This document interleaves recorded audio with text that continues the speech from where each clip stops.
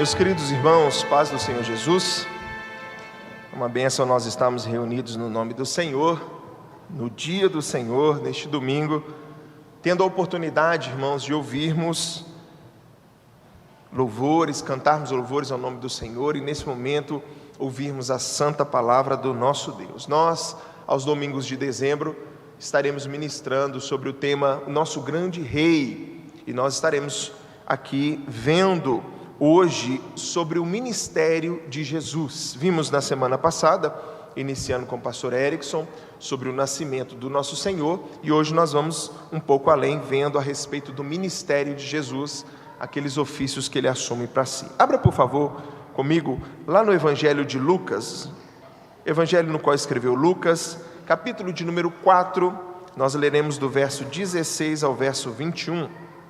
Lucas capítulo 4, no verso 16, diz assim para nós, olha só o que fala a santa palavra do nosso Deus. Indo para Nazaré, onde fora criado, entrou num sábado na sinagoga, segundo o seu costume, e levantou-se para ler. Então lhe deram o livro do profeta Isaías, e abrindo o livro, achou o lugar onde estava escrito: O Espírito do Senhor está sobre mim, pelo que me ungiu para evangelizar os pobres, enviou-me para proclamar libertação aos cativos e restauração da vista aos cegos, para pôr em liberdade os oprimidos e apregoar o ano aceitável do Senhor. Tendo fechado o livro, devolveu ao assistente e sentou-se, e todos na sinagoga tinham os olhos fitos nele. Então passou Jesus a dizer-lhes: hoje se cumpriu a escritura que acabais de ouvir. Senhor, fale aos nossos corações. Nós cantamos louvores ao teu santo nome e neste momento nos assentamos para ouvir a tua santa palavra. Tenha compaixão de nós, pois até para entendermos e para ouvirmos a tua palavra nós carecemos do teu Espírito. Que seja uma palavra de fácil entendimento, que o Senhor me use como instrumentalidade em tuas mãos para a vida desta igreja. Nós te suplicamos no nome de Jesus. Amém e amém. Meu irmão, diz para mim, o que você queria ser quando você era criança? O que você queria ser? Diz para mim, o que você queria? Normalmente, na infância, a gente quer ser tudo que a gente acha minimamente interessante, né? Toda vez que fala a respeito disso, eu lembro da minha irmã, que colocou na cabeça, ela era criança, e colocou na cabeça que ela queria ser garçonete. Era o sonho dela, ser garçonete. Mamãe, eu vou ser garçonete. Mas eu te explico por quê. Ela assistia aqueles filmes americanos, né? Onde vinha a garçonete andando de patins, e vai para lá, e vai para cá, e dava uma pirueta, e servia a mesa. Ela achava aquilo o máximo. E o desejo da minha irmã, quando crescesse, era ser garçonete para poder andar de patins. O Leandro, eu já falei para os irmãos aqui, né? Leandro quer ser jogador de futebol. Mas não só isso, Leandro quer ser também bombeiro. E pedreiro também. É o Leandro, né? Meu filho. Acho que o que vier. Eu sempre quis ser pastor. Desde os 6 anos eu me sinto chamado. Mas eu sempre achei que eu ia ser um bivocacionado. Então eu queria ser pastor, jogador de futebol, na infância. Depois virei um pastor e militar, queria ser policial militar. Depois pastor empresário. Irmãos, o fato é, a verdade, é que nós somos muito instáveis quando se trata da nossa vocação. Quando mais novos, nós vamos de uma profissão para outra, o desejo de uma profissão para outra, com muita facilidade. Isso porque, irmãos, o nosso chamado vocacional não está tão claro para nós. Eu vou ser o quê? Eu vou trabalhar com o quê? Qual que é a minha missão? Eu nasci para fazer o quê da minha vida? São dúvidas que vêm aos nossos corações. Agora, essas dúvidas que nós temos não estavam presentes na vida de Jesus. Nosso Senhor, Ele veio a esse mundo e desde o início Ele sabia muito bem qual era a sua missão.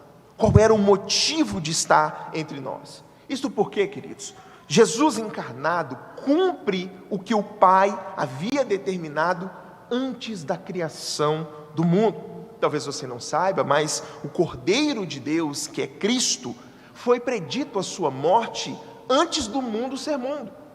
Ou seja, antes de 2000 anos atrás, Cristo ter sido preso naquela cruz, ter sido morto, o Cordeiro já estava morto antes da fundação do mundo.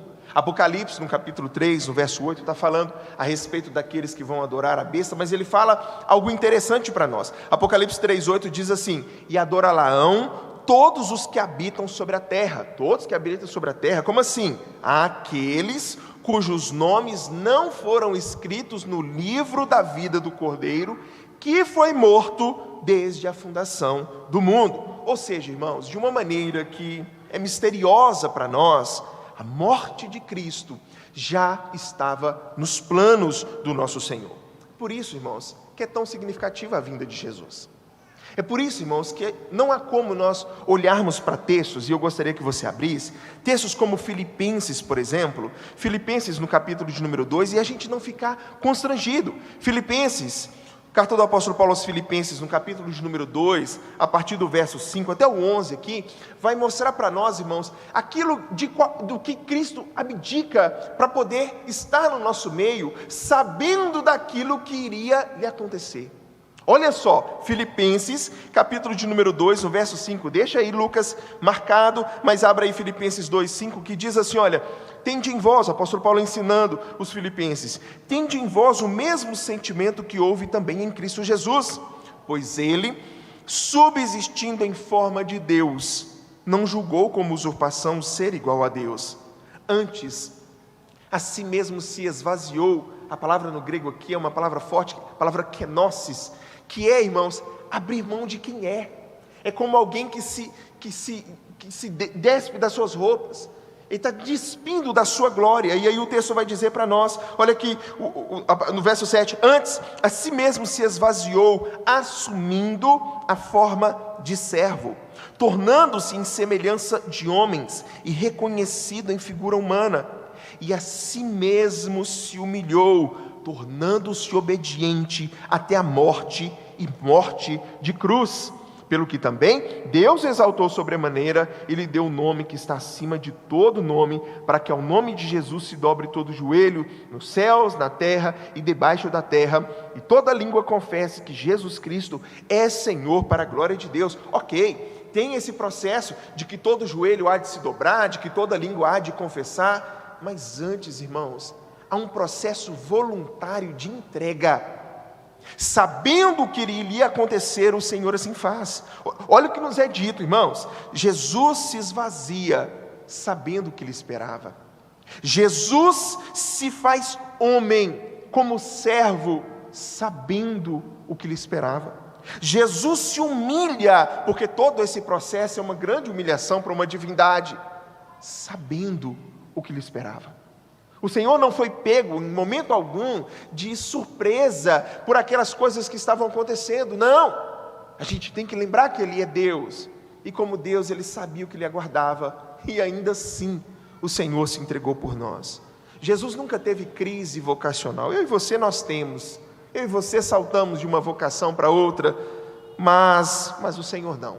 Desde o início Ele sabia muito bem para o que tinha vindo, e ainda assim, mesmo sabendo o que lhe aguardava, nosso Senhor não titubeou e cumpriu fielmente a sua missão. E já que é a sua missão, pastor, qual era a missão de Jesus? Do que se trata o ministério de Jesus Cristo? E é o que está diante de nós, no texto que nós lemos aqui, agora em Lucas, no capítulo de número 4, no verso de número 16, Jesus sai da região dali da Galileia, e aí o texto vai dizer para nós, Lucas 4,16, que indo ele para Nazaré, onde ele fora criado, entrou num sábado na sinagoga, segundo o seu costume, e levantou-se para ler. Ok, Jesus está fazendo aquilo que era regra dentro do seu ministério, tá? A gente vê que o nosso Senhor amava os meios de graça, certo? Ele estava na igreja, ele estava na sinagoga cultuando, no dia do Senhor, ali da maneira como entendia, cultuando, lendo a palavra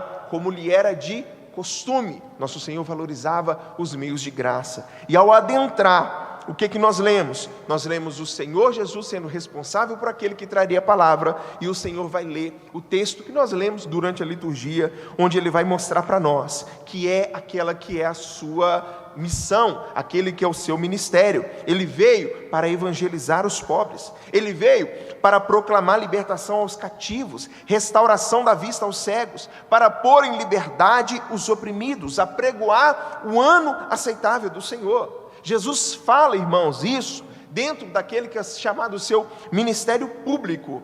Mas o ministério do nosso Senhor, irmãos, ele não começa aqui. Ele não começa a partir desse momento, ou da maneira como as pessoas acreditam. O ministério público do Senhor começa ali no seu batismo, mas o seu ministério vem antes. E é o texto de Lucas, e eu gostaria que só se mudasse algumas páginas. Lucas capítulo de número 1, no versículo 26, é aqui que dá-se start ao ministério do nosso Senhor. Lucas capítulo de número 1, no versículo de número 26 ao 35, diz assim para nós, olha aí o que diz a palavra do Senhor, começando, dando início ao verdadeiro ministério de Cristo, que diz: no 6º mês foi o anjo Gabriel enviado da parte de Deus para uma cidade da Galileia chamada Nazaré, a uma virgem desposada com um certo homem da casa de Davi, cujo nome era José. A virgem chamava-se Maria, e entrando o anjo aonde ela estava, disse: alegra-te muito favorecida, o Senhor é contigo. Ela, porém, ao ouvir essas palavras, perturbou-se muito e pôs-se a pensar no que significaria esta saudação. Mas o anjo lhe disse: Maria, não temas, porque achaste graça diante de Deus. Eis que conceberás e darás à luz a um filho, a quem chamarás pelo nome de Jesus. Este será grande e será chamado Filho do Altíssimo. Deus, o Senhor, lhe dará o trono de Davi, seu pai. Ele reinará para sempre sobre a casa de Jacó, e o seu reinado não terá fim. É o que diz a palavra. O ministério de Cristo, irmãos, na terra começou não no momento em que ele é batizado. O ministério público sim, mas o ministério de Cristo, ou seja, o serviço, ou seja, aquilo que ele veio para fazer, começa na sua encarnação.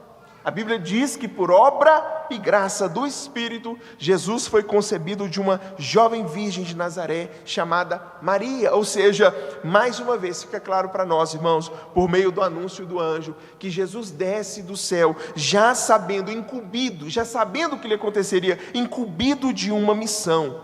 Quando Jesus se faz carne, quando ele se faz homem, inicia a sua obra. E como se deu isso, pastor, a respeito do ministério do nosso Senhor?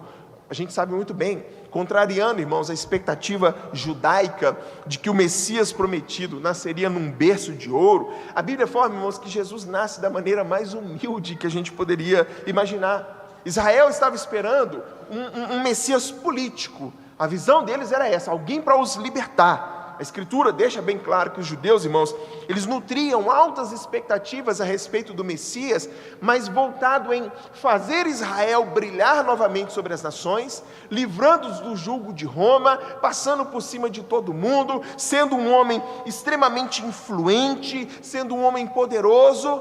Mas Jesus vem e frustra essa visão desses homens. Eles tinham certeza, por exemplo, de que o Messias seria um homem, não um anjo e definitivamente não Deus.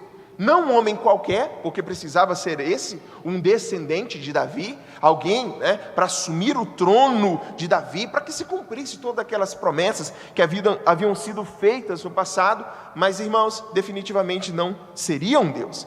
Eles esperavam que quando o Messias viesse, seria um homem com tremenda autoridade, influência, que assumiria o poder, que destronaria os romanos, a todos os inimigos, cumpriria imediatamente aquelas promessas que foram feitas no passado. Mas Jesus, irmãos, desde o seu nascimento, já mostra que as coisas não seriam assim. Jesus nasceu, foi circuncidado, consagrado no templo em Jerusalém, como aquilo era de costume. Depois ele teve que fugir de Herodes o Grande, que mandou matar todas as crianças, os meninos recém-nascidos em Belém. Foi passar um tempo no Egito, e parece que assim, as coisas estão saindo fora do prumo. Mas Jesus faz tudo isso, cumprindo as profecias que falavam a respeito disso. E o que nós temos é o texto dizendo: e o menino ia crescendo. A Bíblia, irmãos, não diz muita coisa, quase nada a respeito da infância do nosso Senhor. A gente tem textos dizendo que Jesus crescia e se desenvolvia em sabedoria, estatura e graça, e um único texto, irmãos, um texto que mostra para nós quanto que Jesus era de fato diferente. Com 12 anos, Jesus não está jogando bola, Jesus não está soltando pipa. Com 12 anos nós encontramos o Senhor assentado junto com as autoridades no templo, os especialistas da lei lendo e discutindo. Nosso Senhor de fato era diferente, Ele honrava e amava o Pai. Mas após, irmãos, o registro desse fato, o que nós temos é um salto. A gente vai da infância, adolescência, juventude, diretamente para a sua fase adulta. A Bíblia diz que Jesus começa o seu ministério público quando ele tinha cerca de 30 anos de idade. E à luz do Evangelho, principalmente de João, esse ministério dura cerca de 3 anos e meio. E o que marca o início desse ministério, irmãos, público do nosso Senhor, é o batismo que ele tem, um batismo ali de João, no qual ele não necessitava de ter os seus pecados perdoados, porque ele não tinha pecado, mas ele faz tudo aquilo para que se cumprisse a justiça. Irmãos, e que dia extraordinário, que cena deve ter sido, irmãos, Jesus sendo batizado, e quando ali ele sai das águas, como o texto ali diz, irmãos, ouve-se uma voz do céu dizendo: este é o meu filho amado, atestando o ministério do nosso Senhor. Tudo isso que aconteceu com o nosso Senhor, irmãos, servia para testemunhar a respeito do seu ministério. Depois de ser batizado, Jesus foi conduzido para o deserto, ele é tentado, ele é provado, e ali ele vence a tentação de Satanás. E aí o texto vai dizer para nós, irmãos, começa a pontuar aqueles que foram destaques no ministério do nosso Senhor. Ele é aquele, irmãos, que vai curar doentes, é aquele que multiplica alimentos, ele é aquele que expulsa demônios, ele é aquele que controlou forças da natureza, que ressuscitou mortos. E tudo isso testemunhava acerca da sua identidade como filho de Deus, para validar a sua mensagem acerca do reino dos céus. E é aqui que se cumpre aquilo que Isaías havia profetizado cerca de 600 anos antes. Ele veio para evangelizar os pobres, para proclamar libertação aos cativos, restauração da vista aos cegos, para pôr em liberdade os oprimidos e apregoar o ano aceitável do Senhor. Jesus é o cumprimento desta profecia. Ele é aquele, irmãos, que veio para trazer salvação, para ser aquele, irmãos, que proclama a mensagem que o Pai assim o deu. Evangelizar os pobres, proclamar libertação, pôr em liberdade os oprimidos, apregoar o ano aceitável do Senhor. Todas essas coisas se resumem naquilo que eu gostaria de trazer como foco daquilo que é o ministério do nosso Senhor, que são os seus ofícios, que são as funções que ele assume no nosso lugar. Ofícios, pastor, como assim? Que ofícios são esses? Eu estou falando, irmãos, dos ofícios que nós tínhamos no Antigo Testamento: o ofício de profeta, sacerdote e rei. E o que são esses ofícios, pastor? São as funções que Cristo assume como aquele que revela, aquele que reconcilia, aquele que governa. É isso que permeia, irmãos, todo o ministério do nosso Senhor. Ele cura, ele multiplica, ele é aquele que vai à frente, ele é aquele que dá vista aos cegos, ele é aquele que expulsa demônios, mas tudo isso está dentro desse escopo de ministério, dentro dessas 3 funções, ao qual Cristo é profeta, sacerdote e rei. Sobre esse tríplice ofício, irmãos, de Cristo, os estudiosos conectam os 3 tipos aqui com aqueles mediadores que a gente tinha lá no Antigo Testamento. Então, o primeiro tipo, para que fique claro para nós, era o mediador profeta. O que eram os profetas? Os profetas eram os agentes de revelação da vontade de Deus em Israel. Então eu quero que você imagine um L. O profeta era aquele que ouvia de Deus e passava para o povo. Essa era a função do profeta, de revelar a vontade de Deus para o povo. Ele é aquele que ouve do Pai, faz um L, assim, e ele fala para o povo. Eles ouviam de Deus, falavam para o povo. Eles eram literalmente, irmãos, os porta-vozes de Deus ao povo da aliança. Por isso, não é difícil a gente encontrar na palavra, toda vez que eles iam falar, os profetas iam falar, eles diziam: assim diz o Senhor.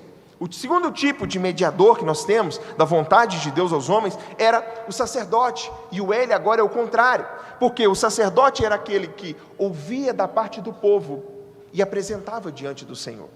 Ele faz assim, ele ouve do povo e ele apresenta diante do Pai. Os sacerdotes, irmãos, eram responsáveis por apresentar diante de Deus a intercessão e os sacrifícios expiatórios do povo, dos pecados do povo, diante do Senhor. Então, olha só, enquanto os profetas falavam ao povo, os sacerdotes eram aqueles que falavam pelo povo. Então a gente tem os profetas, os sacerdotes, e o terceiro tipo de mediador era os reis escolhidos, o rei escolhido para governar sobre Israel. Diferente das outras nações, irmãos, das outras nações que eram nações pagãs, Israel devia ter a consciência de que o Rei Supremo sempre foi e sempre será o nosso Deus. Eles tinham que ter a consciência de que o rei era o nosso Deus e que os outros reis humanos, o rei humano, era apenas um governante, um vice-regente daquele que tem autoridade absoluta, que é o nosso Senhor. Nesse sentido, irmãos, o rei terreno de Israel, ele era um mediador. Por quê? Porque através do governo dele, conforme os princípios de Deus, e o Senhor batia muito nessa tecla, esses homens, irmãos, comunicavam o padrão de justiça que há, de justiça e retidão que há no nosso Senhor. Agora vale lembrar que esses três ofícios, nós falamos sobre o profeta, sacerdote e rei, esses três ofícios dos tempos do Antigo Testamento, era apenas uma sombra. Não é que Jesus se apossa, já que tem profeta, sacerdote e rei, vou tomar para mim esses ofícios. Não. Os profetas, os sacerdotes, os reis do Antigo Testamento, todos eles, irmãos, apontavam para aquele que viria. Todos esses eram sombra para apontar para aquele que era a realidade. E Cristo cumpre fielmente cada uma dessas funções. Ele é, irmãos, Ele é aquele que é o Filho de Deus, o único, verdadeiro e suficiente mediador entre Deus e os homens. Cristo é o grande profeta, Ele é o sumo sacerdote, Ele é o verdadeiro rei.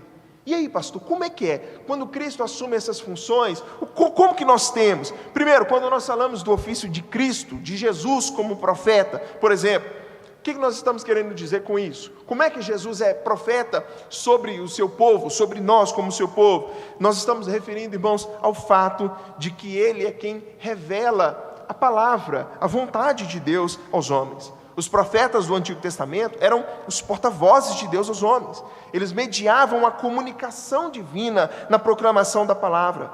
Mas até esses profetas, irmãos, cumpriam essas funções já apoiados na pessoa do Senhor Jesus Cristo. Lá em 1 Pedro vai falar que toda vez que os profetas falavam, eles falavam envolvidos pelo Espírito de Cristo. Ou seja, quando eles falavam lá no Antigo Testamento, já falavam sobre a autoridade de Jesus Cristo. Inclusive, enquanto os profetas terrenos simplesmente anunciavam a palavra de Cristo, o próprio Cristo é a palavra de Deus. Ele é a palavra de Deus. Então, Cristo é profeta. Ele é aquele que revela a vontade de Deus aos nossos corações. Mas Cristo também é, irmãos, o nosso sacerdote. No Antigo Testamento, os levitas eram aqueles responsáveis. Deus escolheu a tribo de Levi para serem os responsáveis por todo o sacerdócio, aqueles que iriam apresentar-se diante do Senhor, trazendo os pecados do povo, fazendo todo aquele processo de purificação. Então, não era a tribo de Dan, não era a tribo de Naftali, não era a tribo de... não era nenhuma dessas tribos. Necessitava ser a tribo de Levi, aqueles que eram responsáveis, sacerdotes responsáveis por essa função. O que fica claro, que o homem não poderia se aproximar de Deus pelos seus próprios méritos, qualquer homem poderia, não, precisava ser pessoas específicas. Então, irmãos, os sacerdotes agiam como intermediários, se apresentando diante de Deus para interceder, apresentando sacrifícios expiatórios diante do Senhor. Mas não eram todos. Olha a burocracia que era para poder se achegar diante do Senhor. Era um sacerdote, o sumo sacerdote. Durante um dia do ano, no dia da expiação, eles entravam dentro do santuário, entravam no lugar santo, e eles tinham que fazer, irmãos, a purificação dos pecados do povo, mas também a purificação dos seus pecados. Porque caso o sacerdote, irmãos, estivesse em pecado, ele seria morto ao adentrar no Santo dos Santos. Olha a burocracia que era para que os homens pudessem se achegar diante do Senhor, apresentando ali os seus pecados. Em Cristo Jesus o que nós temos é uma completa transformação, porque Cristo Jesus, ao mesmo tempo em que Ele é o ofertante, Ele diz: eu sou o sumo sacerdote. Ao mesmo tempo que Jesus é o ofertante, Ele também é oferta. Ele também é oferta. E é exatamente por isso, irmãos, que nós já não carecemos mais de fazer sacrifício de sangue, de animais, ou humano, qualquer, porque Cristo, irmãos, adentra de uma vez por todas no Santo dos Santos, rasga o véu, e eu e você temos acesso à santa presença do Senhor. Cristo é o nosso mediador, Cristo é o nosso profeta. Lá em Salmo 110, no verso 4 diz: o Senhor jurou e não se arrependerá, tu és sacerdote para sempre, segundo a ordem de Melquisedeque. Até a ordem do sacerdócio de Jesus é uma ordem diferente, não era como dos levitas, é uma ordem diferenciada, para poder mostrar, irmãos, que Ele é superior a qualquer que seja o homem, qualquer homem. O escritor da carta aos Hebreus, ele explora de uma maneira mais detalhada essa questão, irmãos, mostrando que, diferente dos sacerdotes de Israel, Cristo não precisou fazer nenhum sacrifício de animal. Cristo é Ele mesmo ofertante. Pai, eu estou diante da sua presença para poder ofertar pelos pecados do meu povo. Sim, filho, e o que você vai ofertar? Pai, eis-me aqui. Cristo é, ao mesmo tempo, o ofertante e também a oferta. Cristo é profeta, Ele revela a vontade do Pai. Cristo é sacerdote, porque Ele é aquele que se entrega no nosso lugar para que os nossos pecados sejam perdoados de uma vez por todas, e vive para poder interceder pelos nossos pecados. E Cristo como Rei, o ofício de Cristo como Rei, irmãos, significa que Ele é o grande governante do universo. Em sua pessoa, irmãos, se cumprem todas as expectativas que se tinha de um rei perfeito. Nos tempos do Antigo Testamento, irmãos, diferente das outras nações, Israel devia ser uma teocracia. Os reis simplesmente cumpriram o papel de um vice-regente do grande rei que era o nosso Deus. Mas todos esses reis deixaram bem claro, irmãos, que eles não poderiam cumprir essa função. A gente olha, primeiro rei, Saul, e a gente lembra, irmãos, das burradas que ele fez. A gente lembra de um outro rei chamado Davi, que era um homem segundo o coração de Deus, mas a gente lembra do que ele foi capaz de fazer. Lembra de Salomão? E a maneira como Salomão começa o seu ministério? Salomão pedindo sabedoria. Salomão, meu Deus, parece ser um homem que vai estourar, que vai brilhar. E daqui a pouco o homem está com um exército grande, o homem está com um harém de mais de 1000 mulheres, o homem simplesmente desobedecendo o nosso Senhor. E aí vai para Roboão e as coisas só vão piorando dentro dos reis de Israel. Por quê? Porque nenhum desses homens poderia cumprir a função que o nosso Senhor assume no nosso lugar.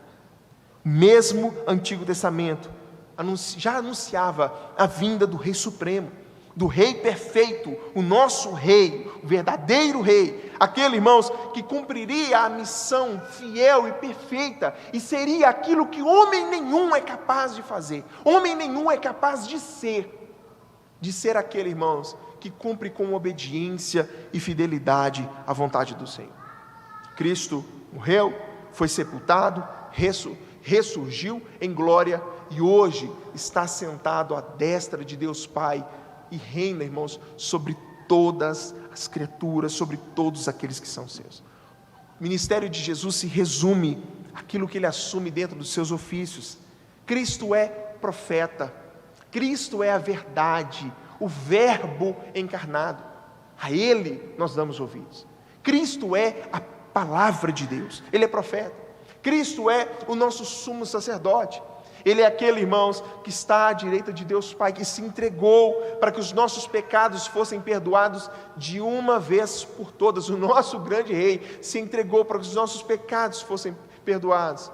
E Cristo é Rei, pois Ele reina sobre toda a criação, ao qual, irmãos, como nós lemos, todo joelho há de se dobrar e toda língua há de confessar. Eu quero encerrar dizendo, irmãos, de que hoje esses ofícios, irmãos, eles não acabaram. Cristo não foi para o céu e disse assim: olha, beleza, agora vocês se cuidem aí, tá? Estou lá, daqui a pouco eu volto. Não, Cristo continua sendo o nosso grande profeta, o nosso grande sacerdote e o nosso grande rei. Se nós podemos hoje nos reunir como corpo de Cristo para adorá-lo, irmãos, é pela obra que Cristo ainda realiza em nosso lugar, por nós. Ele é o nosso grande profeta, né? Hoje o seu ofício de profeta, ele continua ativo onde? No ministério da igreja. É exatamente, Igor, o que nós estamos fazendo aqui nessa manhã. Abrimos a palavra de Deus, nós estudamos a palavra de Deus, nós adoramos ao Senhor ao ouvir. Cristo é o nosso grande profeta, e você fala: amém, Senhor, revela a tua palavra ao meu coração. A palavra, o ministério profético ainda está ativo por meio da sua igreja, ao qual revela a vontade de Deus, aquele que é o seu povo. Mas ainda continua ativo também, irmãos, por meio daquele que nos reconciliou, o sacerdócio de Cristo. Irmãos, os nossos pecados foram perdoados, mas a gente continua a pecar.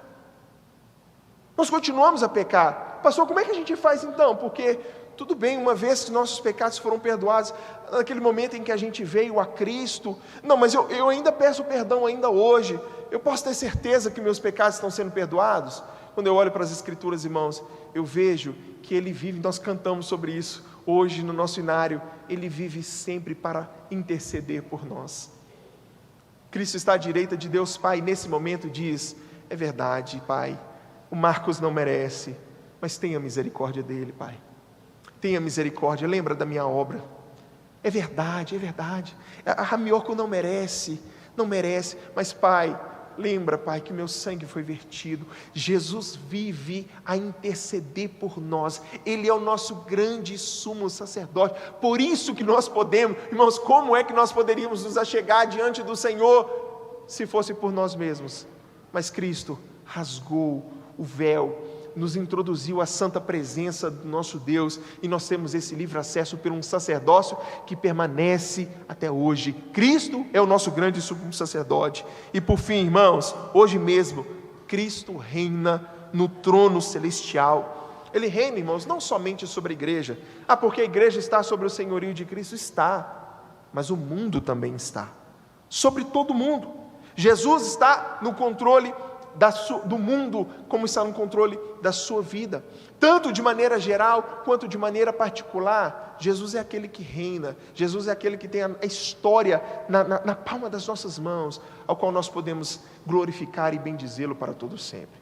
Ele é nosso profeta, Ele é nosso sacerdote, Ele é o nosso rei.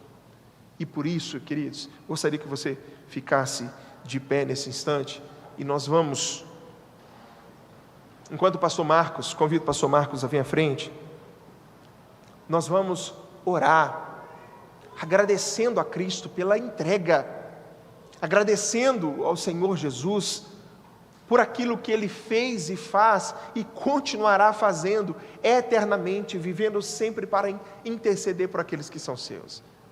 O ministério de Cristo, que se inicia na sua encarnação, é um ministério que permanece para sempre. Querido, você pode orar hoje a Deus Pai, e você sabe o que vai acontecer? A sua oração vai chegar diante da presença de Deus, porque tem alguém intercedendo por você. Você pode descansar hoje, sabe por quê? Porque tem alguém assentado no trono, reinando absoluto. Você pode ter certeza de que essa palavra que adentra o seu coração não é outra senão a palavra daquele que é o nosso profeta, Cristo Jesus. Ao Senhor toda honra e toda glória.